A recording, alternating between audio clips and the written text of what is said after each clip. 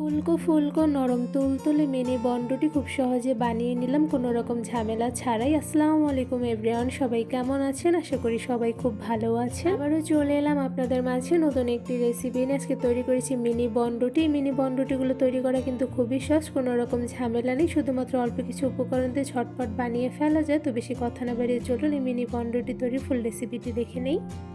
Mini বনরুটি তৈরি করার জন্য প্রথমে একটি মিক্সিং বোলের মধ্যে দিয়ে দিচ্ছি ময়দা। এখানে আমি 2 কাপ পরিমাণ ময়দা দিয়ে দিচ্ছি। সাথে দিয়ে দিচ্ছি ইস্ট। এখানে আমি 1 চা চামচ পরিমাণ ইস্ট দিয়ে দিচ্ছি। সাথে দিয়ে দিচ্ছি লবণ 1/2 চা চামচ পরিমাণ, দিয়ে দিচ্ছি চিনি। এখানে আমি 3 চা চামচ পরিমাণ চিনি দিয়ে দিচ্ছি। আপনারা আপনাদের স্বাদ মতন কমিয়ে বাড়িয়ে দিতে পারেন। এবার দিয়ে দিচ্ছি নর্মাল টেম্পারেচার রাখা মুরগির ডিম, ফ্রিজে থেকে থাকলে আধা ঘন্টা আগে বের করে রাখবেন।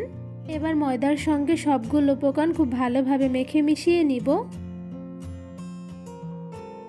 ময়দার সঙ্গে সবগুলো উপকরণ খুব ভালোভাবে মেখে মিশিয়ে নিয়েছি। এবার ময়দার মধ্যে দিয়ে দিচ্ছি উষ্ণ গরম পানি। এখানে আমি অল্প পরিমাণ করে পানি দিয়ে খুব ভালোভাবে মধ্যে একটি ডো তৈরি করে নিব। ময়দার মধ্যে একবারে বেশি পানি দিতে যাবেন না, অল্প পরিমাণ করে পানি দিয়ে খুব ভালোভাবে মধ্যে একটি সফট ডো তৈরি করে নিব। তো এই পর্যায়ে দেখতেই পাচ্ছেন অনেকটা পরিমাণে সফট ডো তৈরি করে ফেলেছি। এবারে ময়দার মধ্যে দিয়ে দিচ্ছি রান্নার তেল। এখানে আমি 1 টেবিল চামচ পরিমাণ রান্নার তেল দিয়ে দিচ্ছি। এবার ময়দার ডোর সঙ্গে রান্নার তেলগুলো খুব ভালোভাবে মেখে মুথে নিব।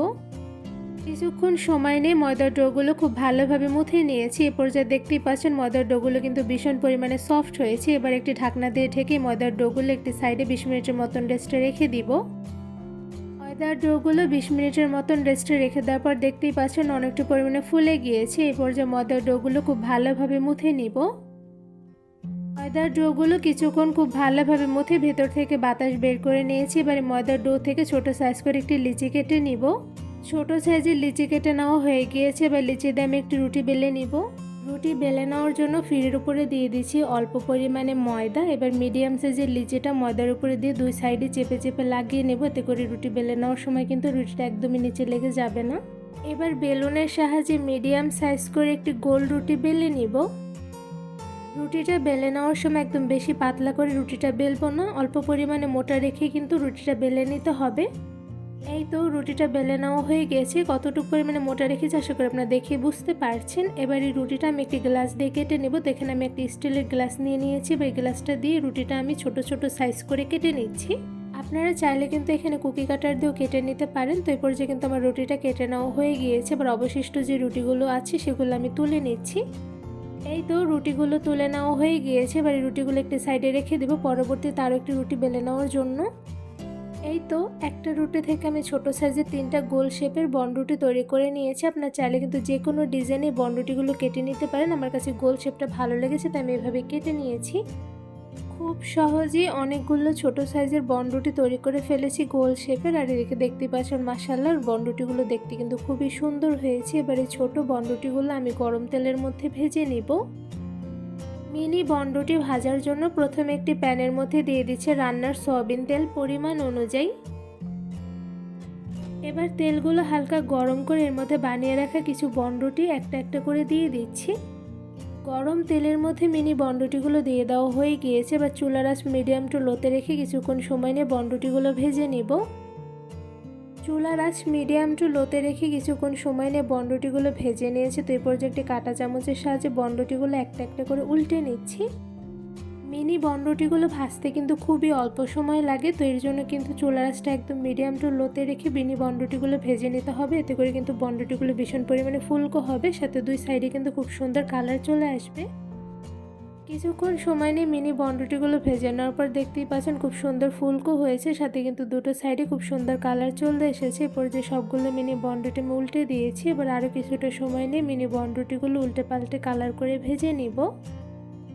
মিডিয়াম টু লো আছে অল্প কিছুক্ষণ সময় নিয়ে বনরুটিগুলো আমি কালার করে ভেজে নিয়েছি। তো এই পর্যায়ে একটা ছাঁকনির সাহায্যে ছেঁকে বনরুটিগুলো একটা একটা করে তুলে নিচ্ছি। আর এদিকে দেখতেই পাচ্ছেন মাশাআল্লাহ বনরুটিগুলো যেমন ফুলকো হয়েছে সাথে কিন্তু খুবই সুন্দর কালার এসেছে। এবারে বনরুটিগুলো আমি ছেঁকে একটি পাত্রে তুলে নিচ্ছি। এই তো বনরুটিগুলো তুলে নেওয়া হয়ে গিয়েছে। আর দেখতে কিন্তু মাশাআল্লাহ খুবই সুন্দর হয়েছে।